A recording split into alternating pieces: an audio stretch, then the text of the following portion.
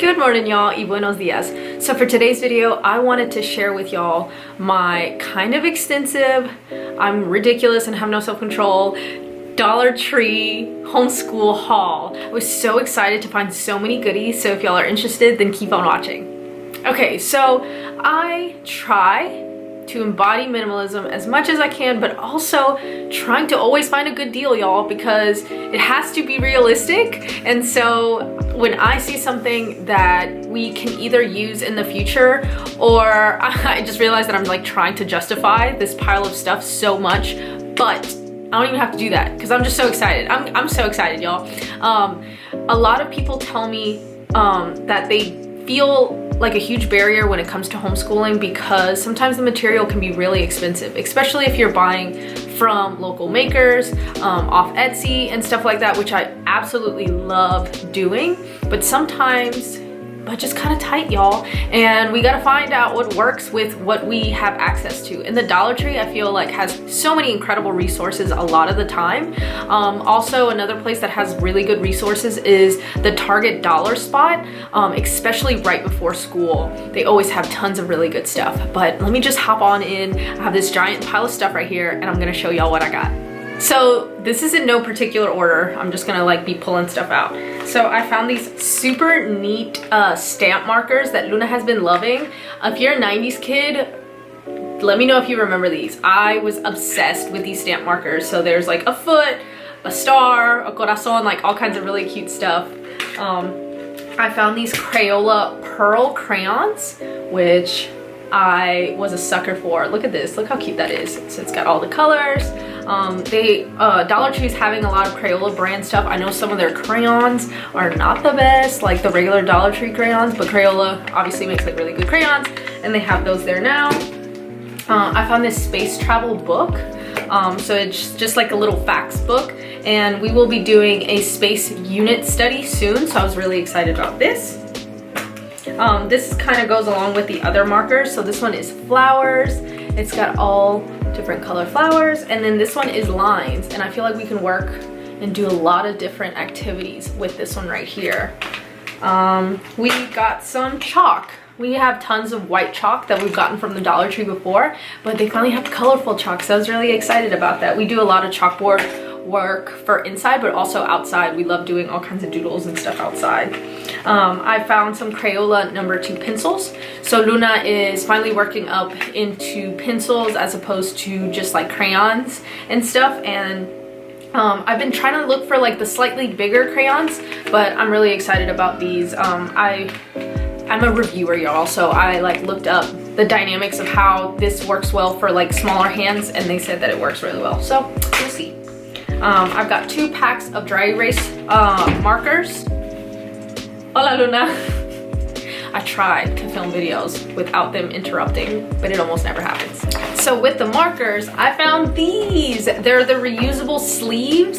So bad low waster, y'all, but I had been laminating a bunch of her stuff because I wanted her to be able to reuse it, and especially I wanted Wally to be able to reuse it.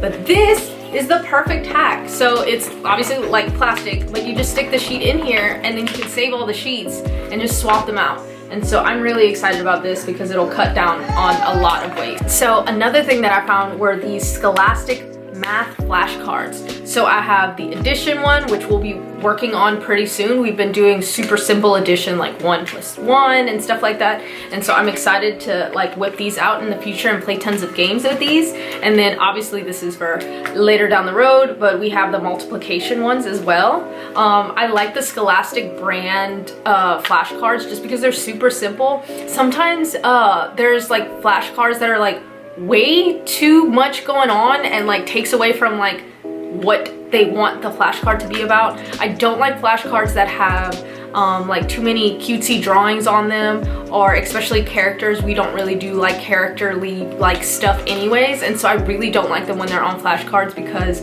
it distracts from what it is that's going on. Obviously if it's like a counting thing, then like it can have stuff, but if it's just like, I don't know, sometimes people overcomplicate stuff. And lastly, this giant pile of workbooks. I know this seems excessive, but Luna loves doing workbooks, and sometimes she'll do a whole workbook in a day. And so I love these dollar store workbooks because they're really cheap, they're really cute, Scholastic brand. I highly recommend these. So we have, let's see, we have 3 of the Scholastic brand. So we have a trace and write one, and I really love these. These are a great pre-writing skill that kids need to learn. So mazes, zigzag line, curves, lines, all of these things are super critical for kids to learn how to not only write but also read. The next one that we got is pre-math skills.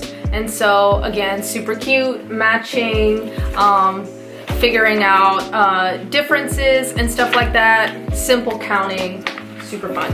And then this one is the last Scholastic one that we got, and it's word families. And so it's suggested ages 5 to 7, but you always have to work with what your child is ready for. So Luna has been doing simple word families like cat, sat, mat for a while now, and so I feel like she can handle this.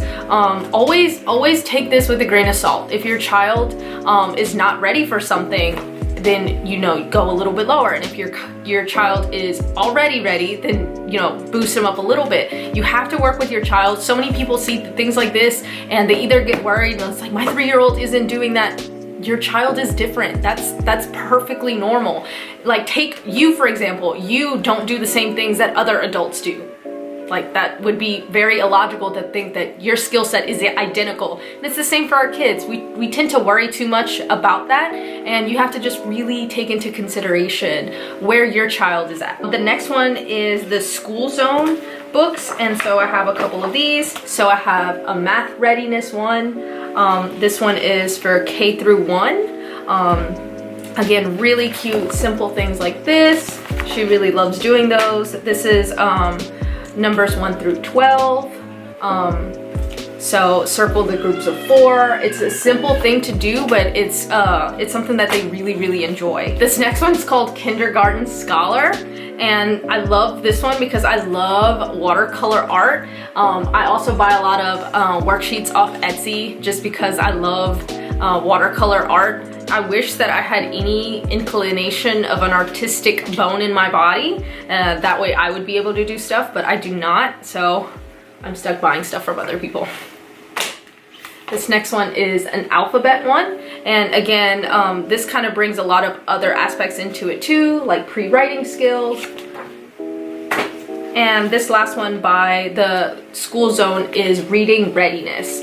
And again, these are really simple things that if you frame it right, a lot of kids really do like doing, even if they're just doodling. It's all just making sure that they're engaged with it. And so I have this one, which I've never seen this brand before. They're called Morning Starters. A lot of the stuff in here looks really cute, and so it's letter sounds, and at the top I really enjoy it because it's supposed to be like a worksheet that they do in the morning, and so they have to write their name, they write what the weather's like that day, so it's kind of a little structure for them. I really enjoy that. And then these are really cute. So if your kids have loved Brown Bear and the Very Hungry Caterpillar, like when Luna saw these, she was so hyped, y'all. She was like, oh my god, it's Brown Bear, and so she was really excited about that. As I just mentioned, that we don't really do characters, but this is more like a coloring book, so I felt like it was okay. But yeah, so she was really hyped about these. But yeah, that's it. I think that a lot of us would benefit from heading over to the Dollar Tree and finding a lot of really good stuff out there. I know that homeschooling can get really pricey if we let it be, especially me, because I'm always like trying to find, like these really cutesy things. But sometimes if we settle down and we go to the Dollar Tree, there's a lot of really quality things that we can find.